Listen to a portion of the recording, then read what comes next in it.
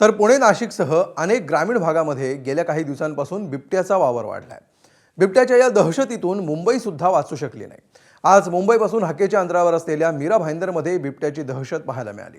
तब्बल 7 तास या बिबट्याच्या रेस्क्यूचा थरार सुरू होता। बघूया।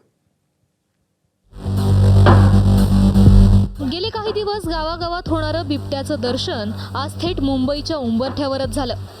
भाईंदर परिसरातल्या नागरिकांची झोप उघडली ती बिबट्याच्या दर्शनानं। भाईंदर पूर्वेतील पारिजात इमारतीत बिबट्या शिरला आणि एकच खळबळ उडाली।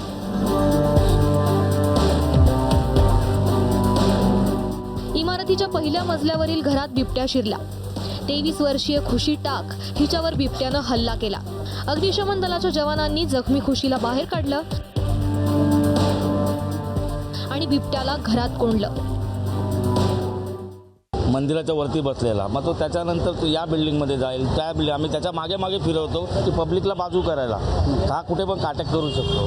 त्याच्यानंतर आम्ही या परिजात बिल्डिंग जी आहे त्याच्या कंपाऊंड उडी मारून तो सरळ वरती घुसला। त्याच्यानंतर आम्ही 4-5 कर्मचारी आहेत, त्याला अटॅक त्याला पकडण्यासाठी आमच्याकडे फक्त काहीच नव्हतं, फक्त लाकडी होती आपल्याकडे। काय नव्हतं, लांबू होते, त्याच्याने त्यांनी दाबून ठेवलं। मग सुरू झाली बिबट्याच्या रेस्क्यू ऑपरेशनची तयारी।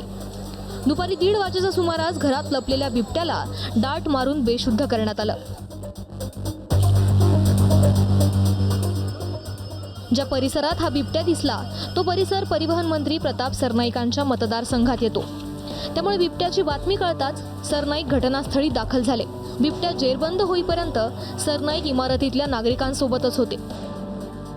ही कंजेस्टेड एरिया आहे, फार म्हणजे एखादी गाडी जायची असेल तरी अडचण निर्माण होते। एवढे छोटे छोटे निवृत्त रस्ते आहेत आणि पूर्ण नागरी वस्तीनं भरलेला हा भाग आहे। आजूबाजूला कुठला डोंगर नाही किंवा काही एरिया नाही की ज्या ठिकाणी बिबट्यानं उडी मारून या परिसरामध्ये येऊ शकेल। परंतु अशा परिस्थितीमध्ये जर बिबट्या आला तर ही गंभीर घटना आहे। म्हणजे वन खात्याच्या अधिकाऱ्यांनी यावर गांभीर्यानं लक्ष देणं गरजेचं आहे, कारण आज एक बिबट्या आला, उद्या जर 8-10 बिबटे एकत्र आले आणि नागरी वस्तीवर त्यांनी हल्ला केला, आज 3 लोकांना जखमी केलं, उद्या जर अजून काही लोकांना जखमी करू शकलं तर मात्र गंभीर घटना ही घडेल। भर वस्तीत शिरलेल्या या बिबट्यानं तब्बल 7 तास वन खात्याच्या कर्मचाऱ्यांना अक्षरशः घाम फोडला। बिबट्याच्या हल्ल्यात 6 ते 7 जण जखमी झाले। गावोगावी दिसणारा बिबट्या आता शहरांमध्ये सुद्धा दिसू लागला। या बिबट्याचं काय करायचं यावर गावखेड्यांपासून ते विधान भवनापर्यंत सगळीकडे चर्चा झाल्या, पण उपाय काही निघाला नाही। प्रचार सभा, आरोप प्रत्यारोप, फोडाफोडीच्या राजकारणात व्यस्त असणाऱ्या नेते मंडळींनी सर्वसामान्यांच्या जीवासाठीही थोडासा वेळ काढावा आणि बिबट्याच्या बंदोबस्तासाठी ठोस उपाययोजना कराव्यात इतकीच माफक अपेक्षा आहे। ब्युरो रिपोर्ट, एबीपी माझा। एबीपी माझा, उघडा डोळे बघा नीट।